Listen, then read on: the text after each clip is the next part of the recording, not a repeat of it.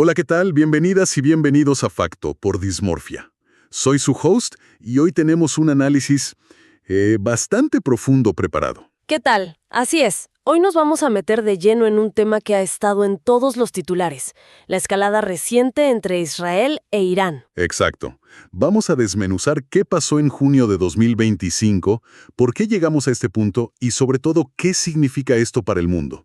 Tenemos artículos, cronologías, análisis, de todo un poco para entenderlo bien. Es que la situación dio un giro tremendo. Lo que por años fue, digamos, una guerra en las sombras. Una guerra subsidiaria, sí. Justo. Pues ahora explotó. Ataques directos, algo que no habíamos visto a esta escala. Preocupante, la verdad. Totalmente. A ver, empecemos por el principio, por la chispa. ¿Qué nos dicen las fuentes sobre junio de 2025? Pues mira, los informes apuntan al 13 de junio. Israel lanza una operación, le llamaron Operación León Ascendente. León ascendente, ¿ok? Sí, y el objetivo eran instalaciones iraníes. Se menciona específicamente Natanz, un sitio nuclear clave. Ujú. ¿Y con qué consecuencias? Porque se habló de bajas. Sí, las fuentes hablan de bajas significativas. No solo personal militar, sino también científicos importantes y comandantes iraníes. Un golpe duro. Vaya. Y claro, la respuesta de Irán. ¿No tardó? Para nada. Fue casi inmediata. Ese mismo día, el 13 de junio, y los días que siguieron, Irán lanzó, una oleada de misiles balísticos. Cientos. Hacia Israel, ¿se entiende? Hacia Israel, sí. Ahora, hay que decir que el sistema de defensa israelí, el Domo de Hierro y otros, y con ayuda clave de Estados Unidos, interceptó muchísimos. Ujú. ¿La mayoría, no? La mayoría sí, pero algunos pasaron, impactaron en zonas urbanas. Se habla de Tel Aviv, de Haifa. Uf, eso ya es grave. Víctimas civiles. Sí, lamentablemente sí, causaron víctimas civiles y daños materiales. Y la cosa no paró ahí, porque unos días después Israel respondió de nuevo. Otra vez. Sí, esta vez bombardeando la sede de la televisión estatal iraní. Eso ya fue una señal muy clara, como diciendo, las reglas cambiaron. Una fase de hostilidades abierta.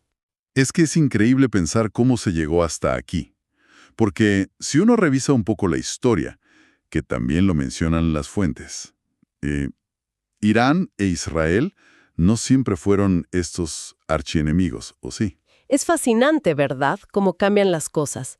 Antes de la Revolución Islámica, la de 1979, Claro. Teherán, el Irán del Shah, tenía una relación, pragmática con Israel. De hecho, fue el segundo país musulmán en reconocer a Israel. Había intereses comunes, ¿sabes?, contra ciertos vecinos árabes. O sea, una alianza de conveniencia, podríamos decir. Algo así, sí. Una alianza tácita, pragmática. Pero llega la revolución, Jomeini al poder y, ¡wow!, todo da un vuelco de 180 grados. Se rompen relaciones. Totalmente. Teherán rompe relaciones diplomáticas, adopta la causa palestina como propia de forma muy vehemente y empieza a llamar a Israel el pequeño Satán. Una retórica durísima. Durísima. Y a partir de ahí, la rivalidad sí se alimenta de muchas cosas. Por un lado, la ideología. Irán se ve como la vanguardia de la resistencia contra Israel y Occidente. Y por el otro, Israel defendiendo su propia existencia ante esa amenaza. Exacto. Y luego está la creación de lo que Irán llama el eje de la resistencia. Esa red de aliados y grupos proxy en la región. Hezbollah en Líbano, por ejemplo. Hezbollah es el ejemplo más claro, sí. Pero también otros grupos en Siria, Irak, Yemen, todos compartiendo esa hostilidad hacia Israel y, también hacia la influencia estadounidense. Y sobre toda esta tensión histórica, ideológica, geopolítica, se proyecta una sombra enorme, la nuclear. Ahí es donde esto se pone realmente peligroso. Sin duda. Ese es el gran elefante en la habitación. El programa nuclear iraní. Que sigue avanzando, ¿no? A pesar de todo. Sigue avanzando. Irán insiste, claro, en que sus fines son pacíficos. Energía, medicina. Lo que dicen siempre. Sí. Y la IAEA, la Agencia Nuclear de la ONU, no ha confirmado oficialmente que haya un desvío actual hacia un programa militar secreto.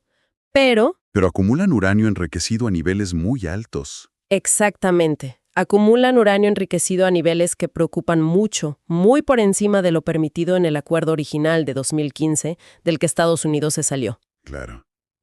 Y para Israel, que, bueno, todo el mundo asume que tiene armas nucleares aunque no lo declare, Una potencia nuclear no declarada, ¿sí?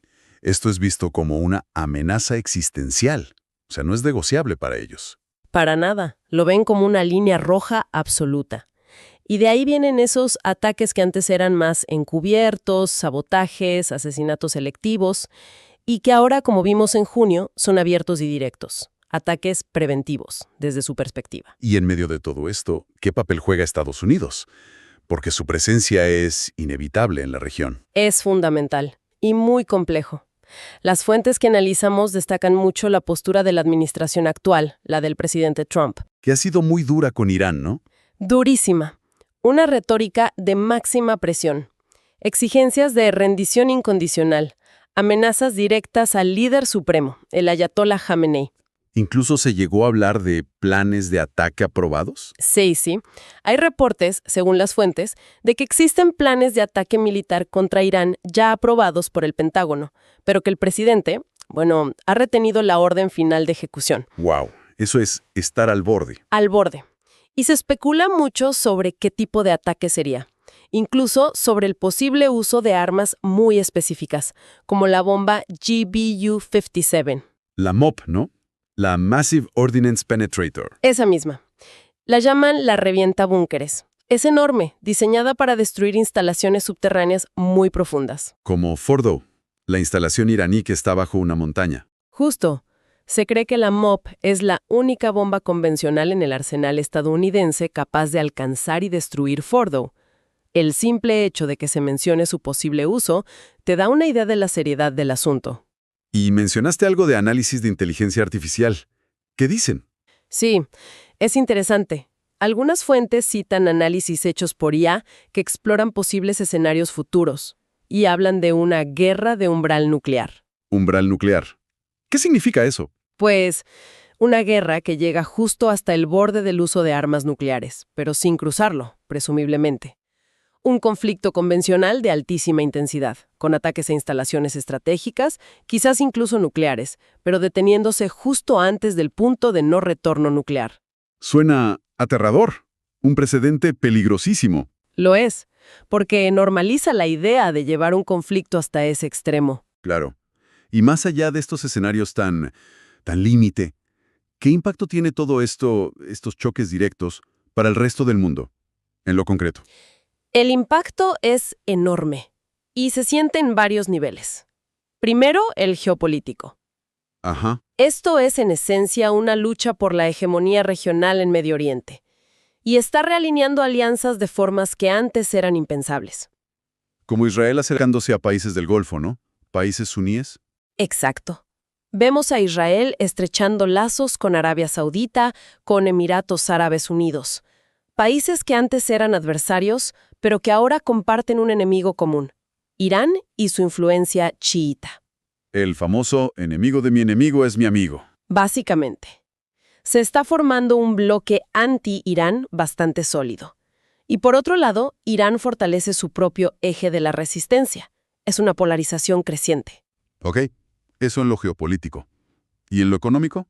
Me imagino que el petróleo es clave. Absolutamente clave. Irán es un productor importante de petróleo, pero más crucial aún es su control sobre el estrecho de Hormuz. Por donde pasa una cantidad enorme del petróleo mundial. Una porción gigantesca del comercio marítimo de petróleo pasa por ahí. Cualquier tensión seria en esa zona dispara los precios del crudo. Y ya lo vimos, ¿no? Después de los ataques de junio. Lo vimos inmediatamente. Los precios subieron. Y eso pega en todas partes. Alimenta la inflación global, que ya viene complicada.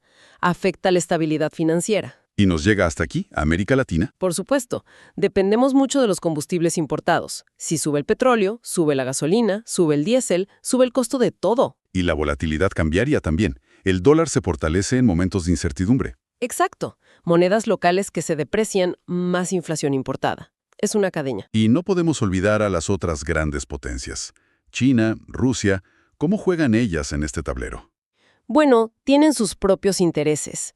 Rusia y China tienden a apoyar a Irán o al menos a oponerse a la presión estadounidense. Lo ven como un contrapeso a la influencia de Washington. Y quizás aprovechan la distracción también, ¿no? Mientras Estados Unidos está enfocado en Medio Oriente. También les da más margen de maniobra en otras regiones, en Ucrania, en el mar de China Meridional. Es un juego global muy complejo. Bien, entonces, si tuviéramos que resumir lo que hemos desgranado hoy, tenemos una enemistad histórica con raíces ideológicas y geopolíticas profundas, Ajá. que ahora en 2025 estalló. Pasó de guerra encubierta a ataques directos sin precedentes entre Israel e Irán. Así es, con la peligrosísima dimensión nuclear siempre presente, como una espada de Damocles. Exacto. Y con Estados Unidos jugando un rol central, ambiguo a veces, pero sin duda decisivo, con esa retórica tan dura y los planes militares sobre la mesa. Y todo esto generando ondas expansivas globales. Impacto económico directo por el petróleo, reconfiguración de alianzas geopolíticas. Exacto. Y afectaciones que llegan hasta nuestra región, América Latina. Correcto. Y quizás lo más inquietante, volviendo a esos análisis de IA que mencionan las fuentes. Sí, que concluyan. Pues que los escenarios futuros son bastante sombríos. Hablan de colapso del régimen iraní, quizás. O de una guerra total, mucho más amplia. O de una negociación forzada bajo extrema presión. ¿Pero hay algún escenario bueno? Parece que no. La conclusión recurrente es que no hay ganadores claros en ninguno de estos escenarios. Todos pierden de alguna manera. Qué complicado. Y deja una pregunta flotando, ¿no? Que es la que plantean algunas de estas fuentes. ¿Qué precedente estamos sentando? Cuando potencias regionales, en plena era nuclear, empiezan a lanzarse ataques directos, quizás incluso ataques preventivos. Abre la puerta a que otros hagan lo mismo. Exacto. Estamos entrando en un nuevo ciclo de escalada aún más peligroso, donde las reglas anteriores ya no aplican. Es algo en qué pensar, sin duda. Una reflexión final bastante fuerte. Sin duda. Un tema complejo y con muchísimas aristas. Esperamos que este análisis les haya servido para entender un poco mejor la situación. Y bueno, antes de despedirnos, queremos agradecer a nuestros patrocinadores. Así es, un agradecimiento especial a Magic Chica Studio Boutique. Se encuentran en el mero centro de Cancún, súper fácil de llegar, a 1 minuto de Plaza Hollywood, sobre Avenida Palenque, Supermanzana 26, Lote 1. Y tienen de todo para consentirse. Pestañas, cejas, uñas, faciales. Exacto. Y si van de parte nuestra mencionando el código #Dismorfia, les hacen un 10% de descuento en cualquier servicio. Aprovechenlo. Búsquenlos en sus redes sociales. En Instagram están como Magic Chica, Magic_Chica, y en Facebook como Magic Chica. Y para citas, pueden mandar un WhatsApp al 55 404 1882. Se los repetimos, 55 404 1882. Luzcan hermosas, déjense consentir con Magic Chica. Totalmente recomendado. Y bueno, también queremos invitarlos a ustedes que nos escuchan. Suscríbanse a Facto si aún no lo han hecho. Compartan este análisis si les pareció interesante. Denle like, eso nos ayuda mucho. Y síganos en las redes de Dismorfia, estamos en Instagram y Facebook. Ahí compartimos noticias todos los días, locales, nacionales, internacionales, para que estén siempre bien informados. Y sobre el tema de hoy, nos encantaría saber qué piensan. ¿Creen que esta escalada tiene vuelta atrás? ¿Cuál creen que será el próximo movimiento en este ajedrez tan complejo? Déjenos un comentario. Queremos leerlos. Sí, compartan sus opiniones. Y ya para cerrar, les dejo la frase de siempre. Y recuerden, todos debemos ser 1% mejor cada día. Hasta luego, nos vemos a la próxima, aquí en Facto. Hasta pronto.